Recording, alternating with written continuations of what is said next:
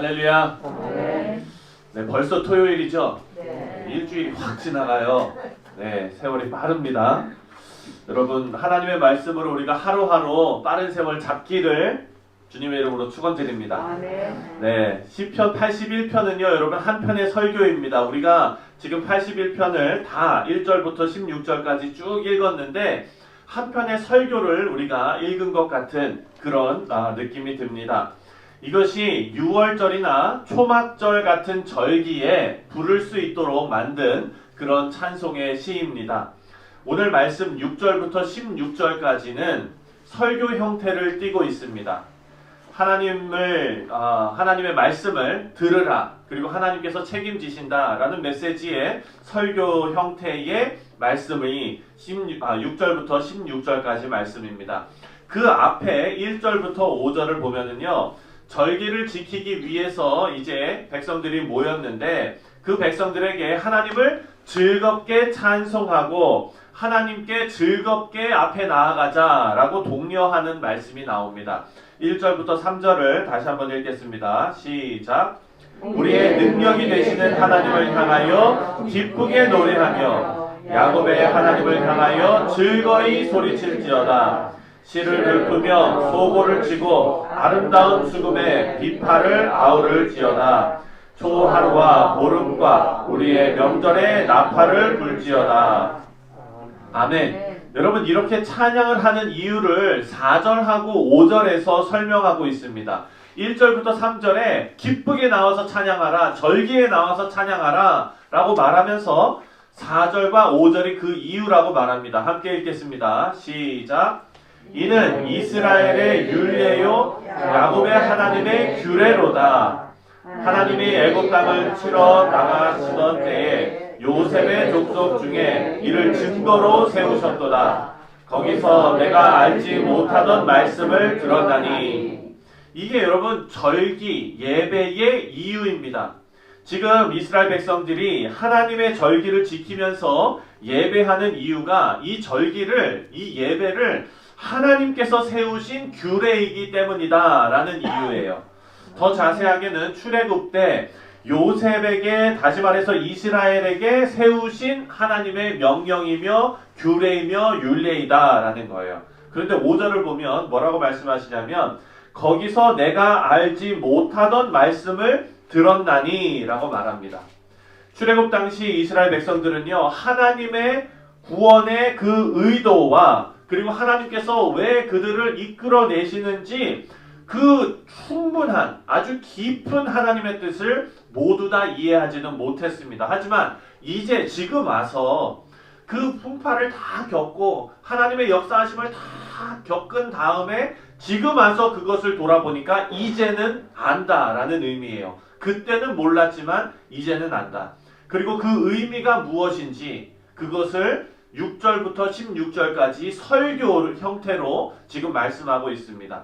6절부터는 하나님의 말씀이 선포되는데요. 6절에 나오는 짐, 그리고 광주리, 이런 것은 애굽에서 노예 생활하면서 아주 심한 노역에 시달렸던, 고통스러운 노동에 시달렸던 일을 상징하고 있습니다. 그리고 7절 말씀을 보니까 내가 고난 중에 부르짖음에 내가 너를 건졌고 라고 말씀하십니다. 하나님께서 이스라엘 백성들이 애굽에서 종살이 하던 그 심한 노역과 그리고 그 고통 가운데 있는 그 사람들의 고통을 보셨고 그 신음소리를 하나님께서 들으셨다라는 거예요. 하나님은 저와 여러분을 다 감찰하고 계십니다. 감찰하고 계시는 것이 여러분 노덤블라바도 올 때 카메라 조심하셔야 돼요. 네. 아시죠? 네. 항상 조심하셔야 돼요. 하나님이 저와 여러분을 그런 식으로 감찰하고 계시는 게 아닙니다, 여러분. 그래서 우리가 하나님 눈치 보면서 매일 새벽마다 하나님 잘못했어요. 제가 이렇게 살라는 게 아니에요. 하나님께서 저와 여러분을 감찰하신다는, 하나님께서 저와 여러분을 아신다는 거는요, 이따가 나오겠지만 하나님께서 하나님의 그 길과 하나님의 율법과 하나님의 말씀을 듣는 자에게 입을 크게 벌리라 그러셨어요. 하늘의 신령한 것으로 채우신다고. 아, 네. 하나님께서는 저와 여러분의 필요를 채우시는 분이심을 여러분 믿으시기 바랍니다. 아, 네. 하나님께서 우레소리로 응답하시며 이스라엘 백성들을 애굽에서 건져내셨습니다. 구원하셨습니다. 그리고 8절과 11절, 8절부터 10절에는요. 하나님께서 율법을 주신 것을 말씀하고 있습니다. 8절, 9절, 10절을 함께 읽겠습니다. 시작. 내 백성이여 들으라. 내가 내게 증언하리라. 이스라엘이여 내게 듣기를 원하노라. 너희 중에 다른 신을 두지 말며 이방신에게 절하지 말지어다. 나는 너를 애굽 땅에서 인도하여 낸 여호와 내 하나님이니 내 입을 크게 열라. 내가 채우리라 하였으나. 하나님의 약속의 말씀을 선포하는데요. 8절에서 내 백성이여 들으라 라고 말씀하십니다. 그리고 이 말씀은 어디하고 연결되냐면은 10절 말씀이랑 연결이 됩니다. 내 백성이여 들으라. 그리고 하나님의 말씀을 듣기만 하면 10절에 내가 채우리라 라고 약속하시는 것입니다. 여러분, 이것은 출애굽기 19장에 나온 하나님의 약속의 말씀입니다. 출애굽기 19장 5절에 너희가 내 말을 잘 듣고 내 언약을 지키면 너희는 모든 민족 중에서 내 소유가 되겠고. 하나님께서 약속하시는 거예요. 나는 너희의 하나님이 되고 너희는 내 백성이 된다 라는 이 언약의 말씀이 조건이 붙어 있는데 하나님의 말씀을 들으라예요. 들으라. 그리고 하나님의 백성이 되는 순간 우리는요 걱정할 것이 없어요. 하나님께서 먹이시고 인도하시고 입히십니다. 그리고 우리의 영적인 모든 것을 하나님께서 다 이끌어 주십니다.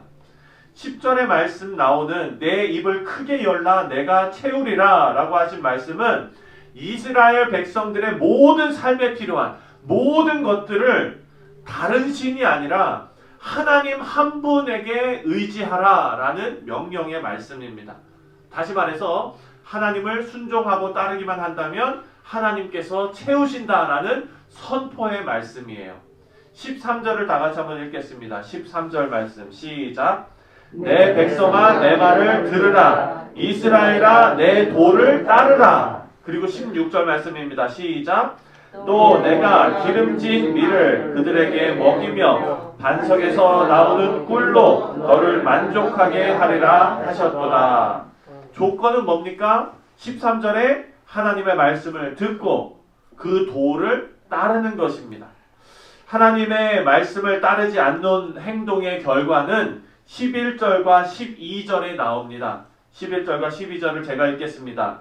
내 백성이 내 소리를 듣지 아니하며 이스라엘이 나를 원하지 아니하였도다. 그러므로 내가 그의 마음을 완악한 대로 버려두어 그의 임의대로 행하게 하였도다. 사랑하는 성도님들, 이거 정말 무서운 말씀입니다. 우리가 하나님의 말씀을 듣지 않고 그리고 하나님을 원하지 않을 때 하나님께서 하시는 일은요, 우리에게 천둥 번개를 치셔가지고 뭐 어떻게 만드시는 그게 아니고요, 가만 놔두신다는 거예요. 우리의 마음이 완악한 대로 우리 생각대로 그냥 하도록 가만 놔두신다는 거예요. 여러분, 그게 가장 크고 가장 무서운 일이라는 겁니다. 왜? 인간의 본성은 악하기 때문에 우리는요 그냥 계속 악한 길로 빠져 들어가게 되는 것입니다. 하나님께서 불순종한 이스라엘의 마음을 그냥 놔두십니다. 그리고 그 결과는 이스라엘이 고통을 당하는 결과로 귀결되게 되어져 있습니다. 우리 사랑하는 성도님들, 이 시편 81편은요 우리가 잘 아는 하나님의 말씀입니다. 이 내용을 모르는 사람은 아무도 없습니다. 단순한 진리입니다. 우리는 하지만 이것을 늘 우리 마음속에 새겨야 합니다. 81편을 언제 불렀는지 제가 서두에 말씀드렸습니다. 이것은 절기 때 하나님 앞에 예배 드릴 때 부른 찬송이었습니다. 오늘로 말하면 하나님께 예배 드릴 때 부르던 찬송입니다. 우리가 내일 주일 예배를 드립니다. 주일 예배 드리면서 하나님 앞에 찬송을 올려드리고 하나님 앞에 우리가 간절한 마음으로 기도도 하고 하나님의 말씀을 듣고 하나님 앞에 예배를 드립니다. 이 예배는요 이스라엘 백성들처럼 하나님께서 우리를 구원해 주신 것을 기념하고 그리고 하나님을 찬양하고 하나님의 말씀대로 살기로 결단하는 시간입니다.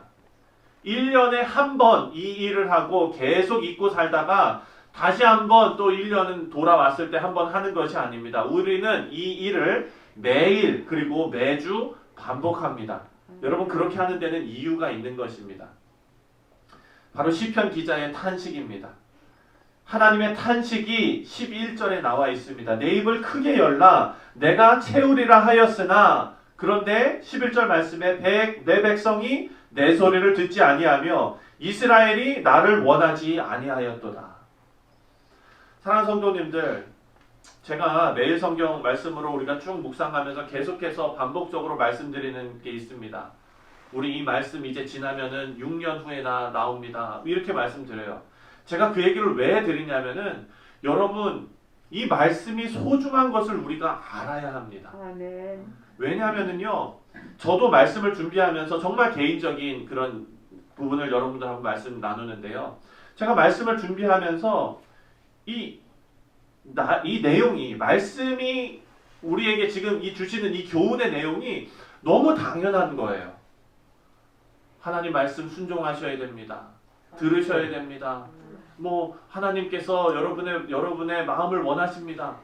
내용이 너무나 단순합니다. 단순한 진리입니다. 이것을 여러분 제가 매주 여러분들하고 나누고 매주 여러분들한테 말씀을 드리는데 이것이 지금 말씀을 전하는 자도 이것이 너무 단순하고 반복되는 내용 아닌가 이런 생각이 드는데 그것을 듣는 분들은 또 어떨까 이런 생각이 드는 거예요.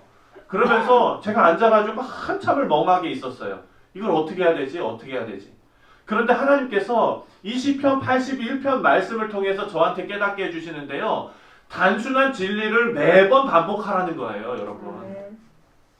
그리스도께서 십자가에 달려 우리를 위해서 돌아가신 것을 매번 반복해서 증거하라는 거예요. 여러분 이것이 왜 중요합니까? 하나님께서 탄식하시는 거예요. 뭐라고 탄식하시냐면 내 백성이 내 소리를 듣지 아니하여 이스라엘이 나를 원하지 아니하였도다. 탄식하는 거예요. 내 말씀을 듣기만 했어도 이스라엘이 내 말을 듣기만 했어도 하나님의 탄식이 이겁니다.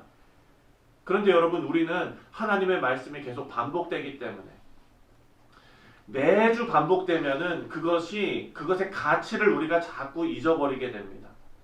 사랑하는 성도님들, 봄에 달래가 나오죠. 예. 달래장에 밥 비벼 드셔보신 적 있으세요?